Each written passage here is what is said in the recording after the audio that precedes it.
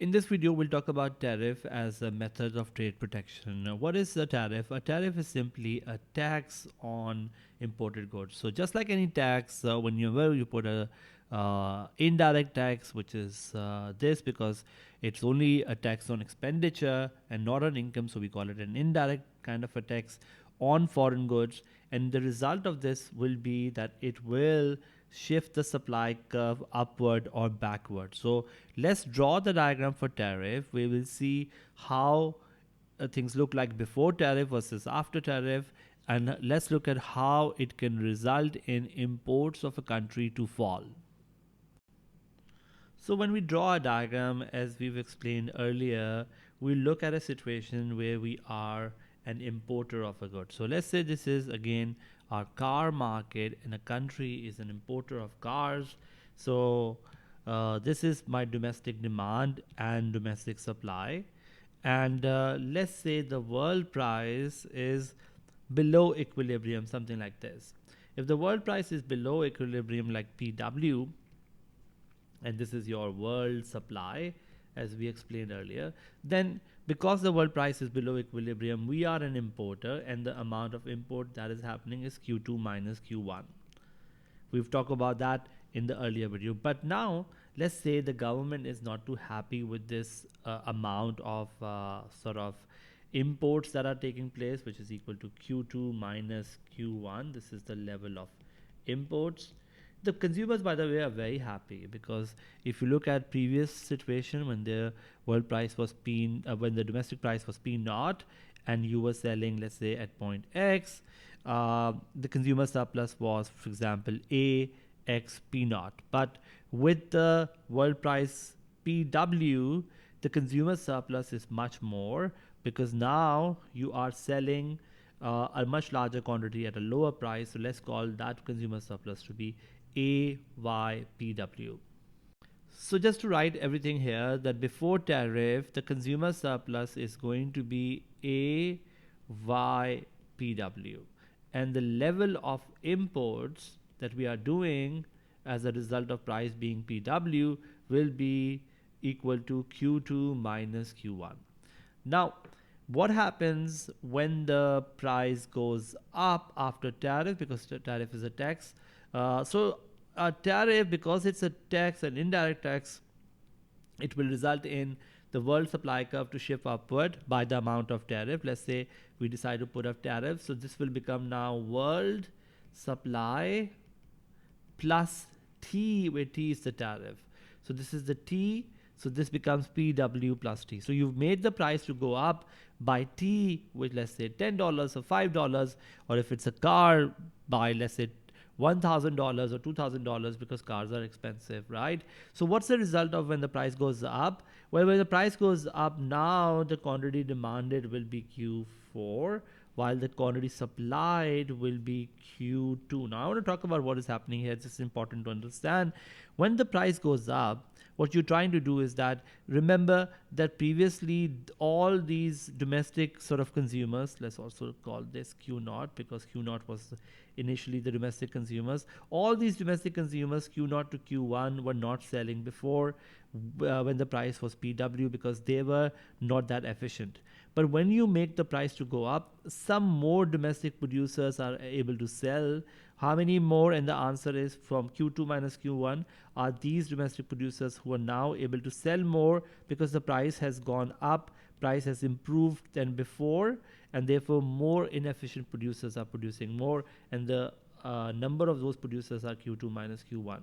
So after tariff, basically few things will happen. Let's write that down here, that the first thing first, that if you look at it, the level of imports will be now equal to Q4 minus Q2. I should call it Q3. Q4 minus Q3. Why is it Q4 minus Q3? Well, because when the price goes to PW plus T, now only Q4 consumers are able to afford the good, and because of that, more inefficient producers are producing. So domestic producer will be Q3, who are now providing this good. So domestic production will go up, which is what the tariff does for a country. It can make domestic producers to sell more, level of imports to go down from Q2 minus Q1 to Q4 minus Q3. Now, what about consumers, and are they benefiting or suffering? And the answer is, let's look at consumer surplus. If you look at consumer surplus, previously it was A, Y, PW, but now the new consumer surplus will be A, let's call this W, or rather RS. So in other words, this rectangle of ours, area sort of 1, let's call this area 1, plus area 2,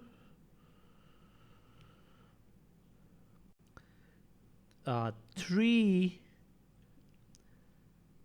and 4 will be our fall of consumer surplus, because consumer surplus was A, Y, PW, and now it's going to be ARS, which means the change in consumer surplus will be area 1 plus 2 plus 3 plus 4. I want to talk about what these consumer surpluses are, because this is an important discussion, because when you put a tariff, some parties gain, some parties lose out. Let's talk about who are the gainers, who are the losers, by looking deeply into these areas 1, 2, 3, 4. Clearly consumers are losing out because their consumer surplus is going down by the area 1, 2, 3, 4. Who is getting this consumer surplus? Well, area 1 we say is basically given to domestic producers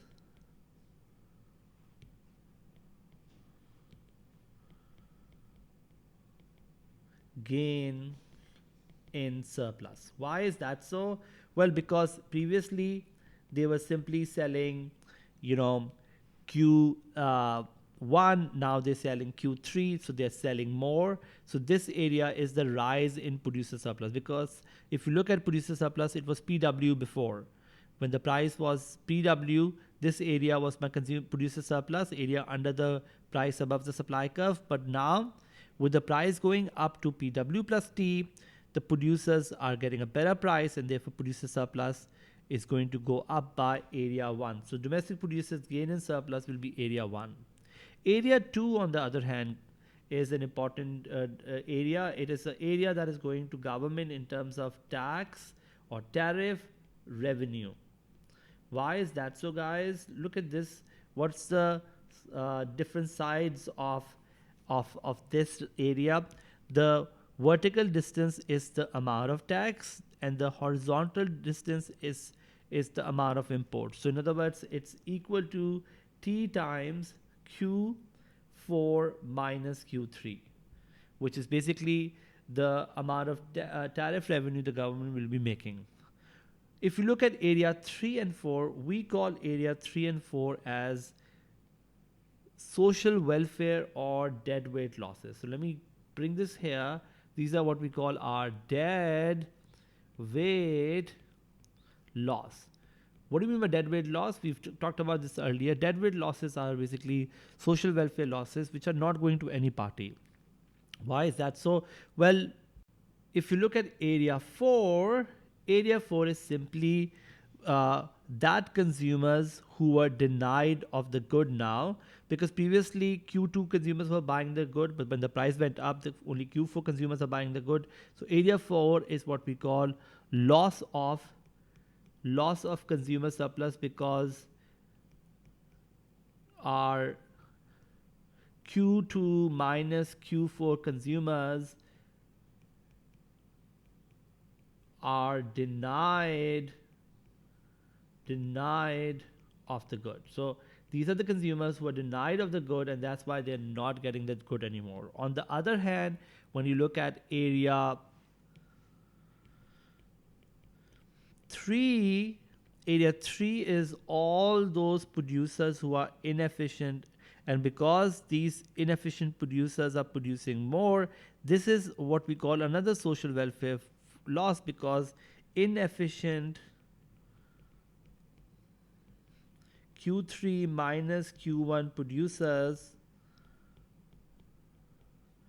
are producing more. Now, guys, why am I calling it inefficient? Because there were some efficient domestic producers, efficient international producers who are basically producing at PW, and now they're denied to produce because the price has gone up. So, area 3 is also a deadweight loss, so is area 4. So, to give a summary of tariff, a tariff is a tax which results in the price of a good to go up. It will result in level of imports to go down from Q2 minus Q1 to, let's say, Q4 minus Q3.